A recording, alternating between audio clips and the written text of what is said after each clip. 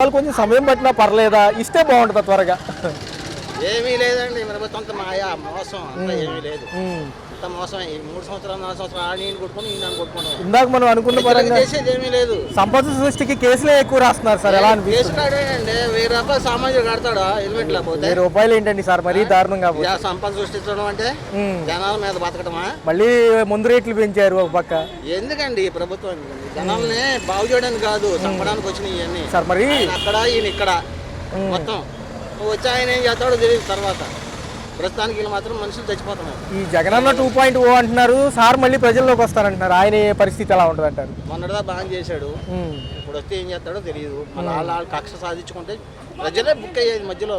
వీళ్ళు మనకేదో ఒరగ పెడతారని వస్తారు, మన మీద దూపడానికి వచ్చేది. నిన్నటికి నిన్న చూసుకుంటే సార్, అరెస్టుల పర్వం మొదలైంది రెడ్ బుక్ రాజ్యాంగం ప్రకారంగా. వల్లభనేని వంశీ గారి ఇన్సిడెంట్ తర్వాత కొడాల నాని అంటున్నారు, ఎలా అనిపిస్తుంది? అది అంతా వాళ్ళ పగలో తీర్చుకోవడానికేనండి. వాళ్ళే మొన్న కూడా చీటింగ్ చేసే గెలిచారు, ఇప్పుడు కూడా ఇదే జరుగుద్ది. పవన్ కళ్యాణ్ గారు జరుగుతాడు, మనం లోపలేసి కొట్టడం వస్తున్నారు. సైలెంట్ అయిపోయి మాట్లాడామనుకో మన ఇంటికి వచ్చి. ఇప్పుడు నేను పవన్ కళ్యాణ్ పార్టీనే, ఆయనే సరిగా లేడు, ఇంక పార్టీ సరిగా ఉంటుంది. మనం ఇప్పుడు చెప్పుకోకూడదు, మన ఊరికి మనం బయటపడతాం. పరిస్థితి బాగలేదు. ఈ మనుషులు బతికినంతకాలం ఇలా పిండించుకుని ఆయన ఇక్కడ ఈయన పిండి తింటారు. సినిమా వాళ్ళు కూడా కామెడీ చేస్తున్నారు జగన్ గారి మీద. అది ప్రతి పృథ్వీరాజ్ గారు చూసే ఉంటారు, ప్రతి చోట ఉన్నది. ఇప్పుడు మనకే కాదు, ఎన్టీ రామారావు దగ్గర నుంచి ఉన్నది. ఎన్టీ రామారావు ఆపోజిట్ కృష్ణకి ఆపోజిట్ అంటే ప్రజలు. ఎంత ఏంటంటే చదరంగం, అంతే ఏమి లేదు. రాజకీయ చదరంగం, వాళ్ళ బాగుల కోసం. వాళ్ళ కోట్లు ఏమైనా పోగొట్టి జనాలు చెప్తారా? జనం ఏమంటున్నారంటే సంక్షేమం అమలు చేయమంటే డైవర్షన్ చేస్తున్నారు ఏంటి అంటున్నారు. అంతా డైవర్షన్ ఏమీ లేదు. తక్కువ చచ్చిపోతాడు, చంపేయమని ఆడు చెప్తున్నాడు పైన. పేదలు చంపేయండి ట్యాక్సులు వేసి. ఏది పాపకర్ని చేయడం 3 ట్యాక్సులా? ఏం లేదు. ఇది ప్రభుత్వమా లేకపోతే బ్రిటిష్ ప్రభుత్వమా? ఏం ప్రభుత్వాలు ఇవన్నీ? సంపద సృష్టికి మార్గం లేదంటున్నారు కదా సార్ ఫైనల్ గా.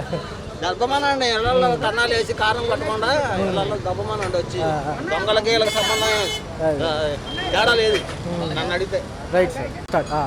సార్ ఏం సార్ ప్రభుత్వ పాలన ఎలా ఉంది? 8 నెలలు ఎలా అనిపిస్తుంది? ఏమన్నా పాలన పారదర్శకంగా ఉందా? అధికారులు కానీ పని చేస్తున్నారా? ఏ అధికారి కూడా ఏ పని చేయట్లేదు. జస్ట్ ఎంఆర్ ఆఫీస్కి వెళ్ళి చాలు, వాళ్ళు మనల్ని పలకరించేవాడే కనపడతలేదు. వెళ్ళామనుకో కసురుకుంటున్నారు వాళ్ళు. అదివరకు కసురులు ఉండేవాళ్ళు కాదు, వాలంటీర్లు ఉండేవాళ్ళు. అప్పుడు అదే వాలంటీర్లు ఉండేవాళ్ళు. మనకు వాలంటీర్లు చెప్పంగా గబక్కన పోయి తీసుకొచ్చేవాళ్ళు. పొలం తీసుకున్న వాళ్ళు పని చేశారు వాళ్ళు, అలా ఉండేది. ఇప్పుడు అసలు ఆ పని చేసేవాళ్ళే కనపడతలేదు. ఏంటి సార్ రెడ్ బుక్ రాజ్యాంగం ప్రకారం అరెస్టుల పర్వం కొనసాగుతున్నట్టుందిగా? అదే రెడ్ బుక్ అంటున్నారు కానీ పొద్దున టీవీలో చెప్పారు వార్తల్లో రెడ్ బుక్ తీశారని అంటున్నారు. మరి అదేం తీశారో నాకు మాత్రం. వల్లభనేని వంశీ గారు నిన్న నుంచి అదే గోల పెట్టారు. వల్లభనేని వంశీ అరెస్ట్ చేయాలి, చేసిన తర్వాత 5 రోజులు కస్టడీ అడుగుతున్నారు. మరి ఏంటి మరి పృథ్వీ గారు, కమెడియన్ పృథ్వీ గారు 30 years ఆయన కూడా ఇరికిచ్చారు మధ్యలో. ఏం జరుగుతుంది అసలు? ఆయన చిన్నగా యాక్టర్ పాప, అతను కూడా ఇరికిచ్చేసారు ఇప్పుడు. అది సార్, ఆయన ఏమో 150 గొర్రెలు 11 గొర్రెలు అనగానే ఆయన కూడా మళ్ళీ సారీ చెప్పడం జరిగింది. చెప్పాడు సార్. పక్క చింతమనేని ప్రభాకర్ గారి ఇష్యూ మళ్ళీ మొదలుకొచ్చింది. ఏం సార్ మరి కేంద్రం సపోర్ట్ ఎలా ఉంటుంది 4 ఏళ్ళు?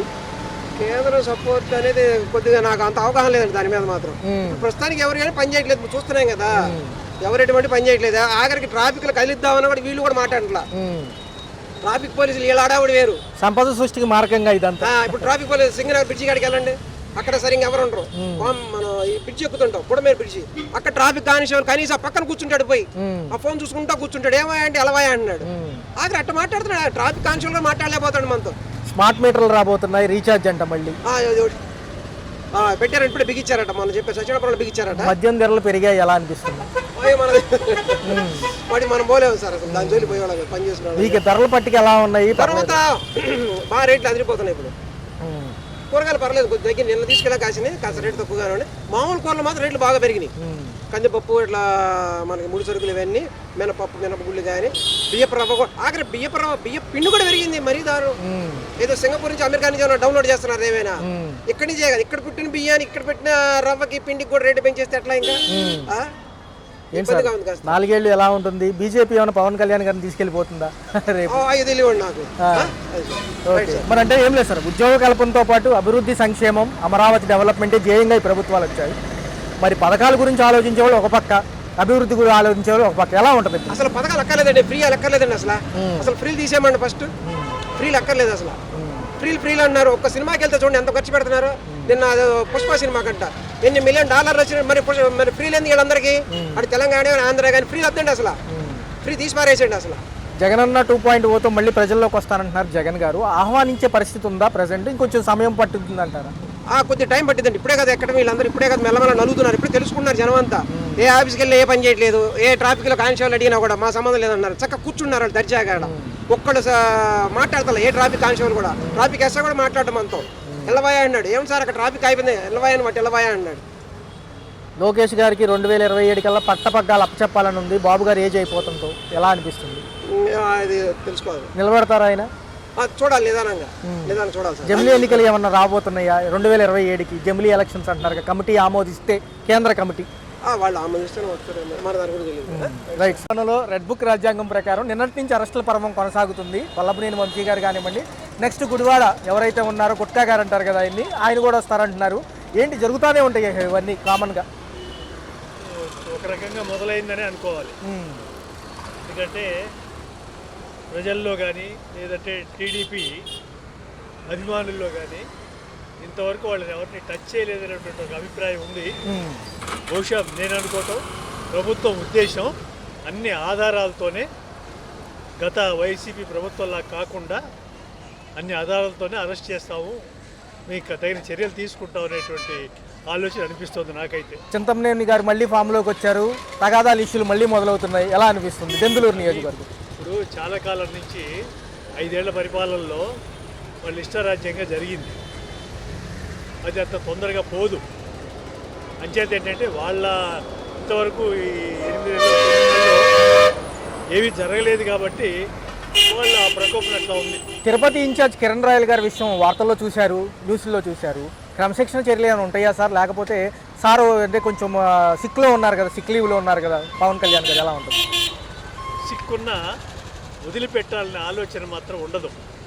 ఎటువంటి పరిస్థితుల్లో తగిన చర్యలు తీసుకోవాలనే ఆలోచనలో ఉన్నారు నా ఉద్దేశం. అంటే మహిళల పట్ల కొంచెం నిబద్ధతతో ఉంటారు కదా పవన్ గారు, అందుకని ఆ విషయంలో ఉన్నా సరే ఈ విషయంలో రాజకీయాలు ఆయన ఒక్కడే ఇది కాదు, నిర్ణయం కాదు. ఎందుకంటే ఈ ఉమ్మడి అంటే మూడు పార్టీల ఇది విలీనమైంది కాబట్టి అంత తేలిగ్గా తీసుకునేటువంటి పరిస్థితి అయితే ఉండదు. జగన్ గారు 2.0 అంటున్నారు, మళ్ళీ వస్తానంటున్నారు ప్రజల్లోకి. ఎలా ఉంటుంది నిజంగా? పార్టీల్లోకి సంబంధించి సీనియర్లు అందరూ వలస పట్టారు కదా సార్, వేరే పార్టీలు చూసుకుంటున్నారు. ఈ ఊరికే ప్రగల్భాలు తప్ప ఏమీ కాదు, అది జరిగేది కాదు. అవకాశాలు అయితే ప్రస్తుతానికైతే లేవు.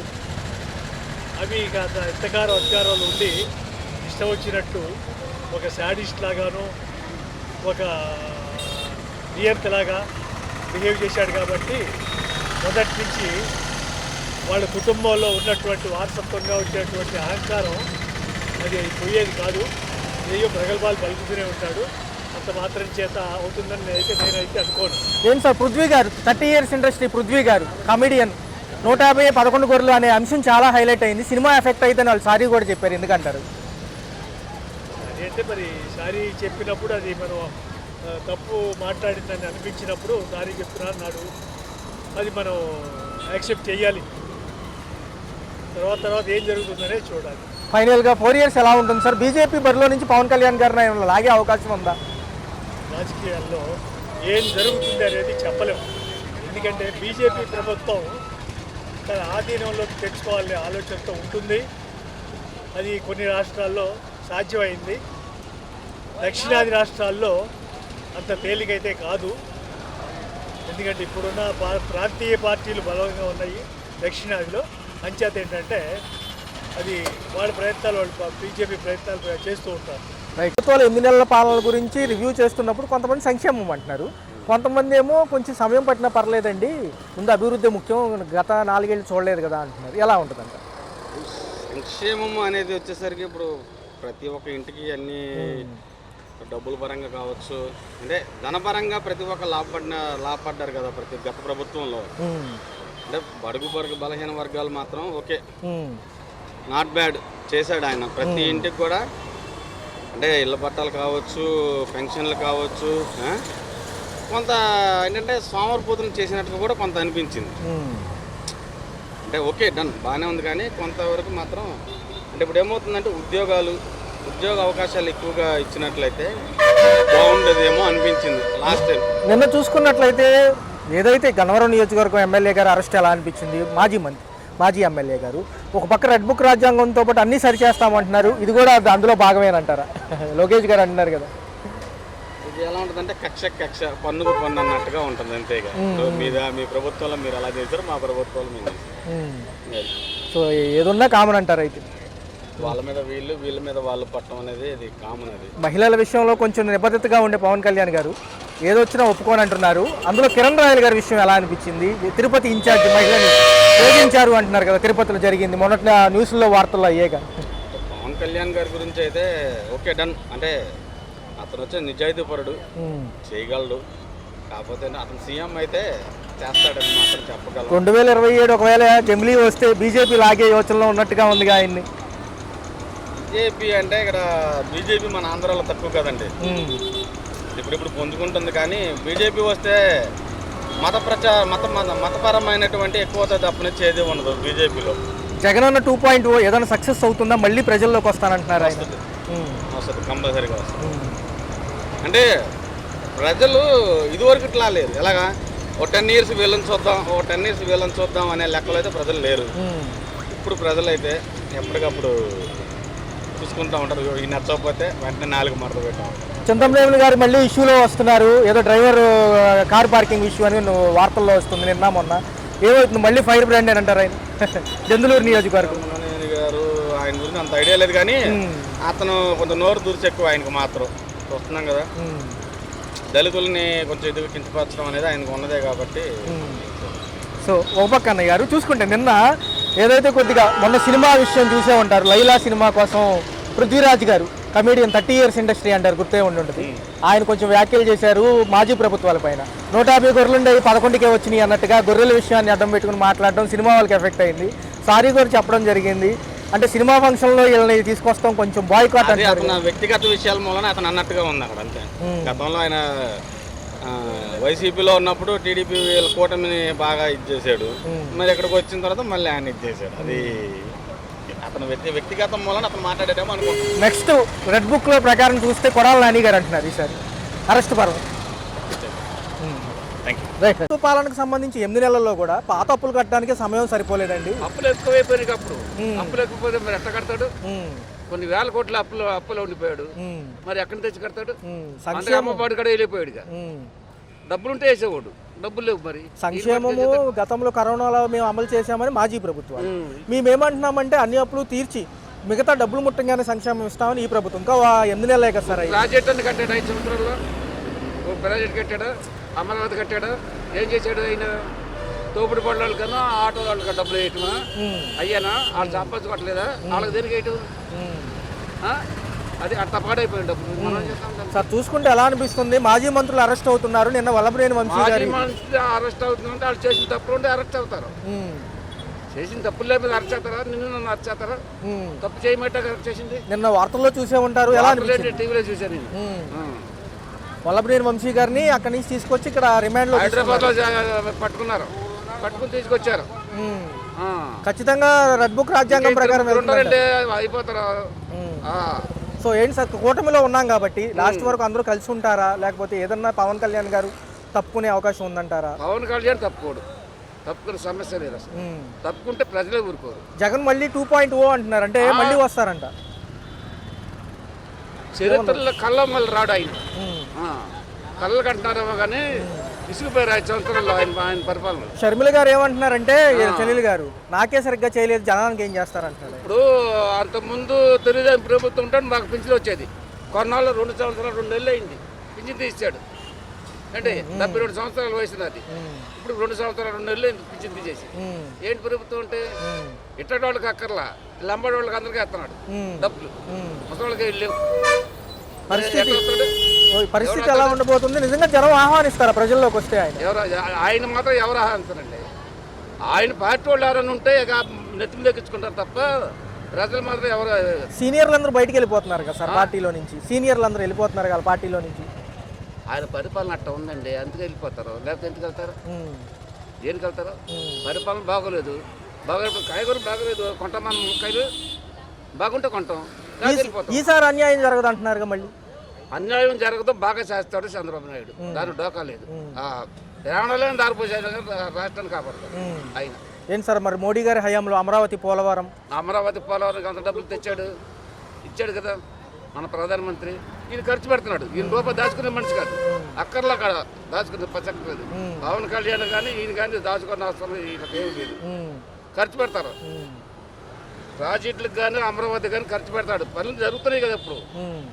ఏం చెప్పేది ఏమి లేదు. సో రెడ్ బుక్ రాజ్యాంగం అమలు అయితే లోకేష్ గారు చెప్పినట్టుగా ఇక ఆయన ఉన్నంతకాలం చంద్రబాబు నాయుడుదండి.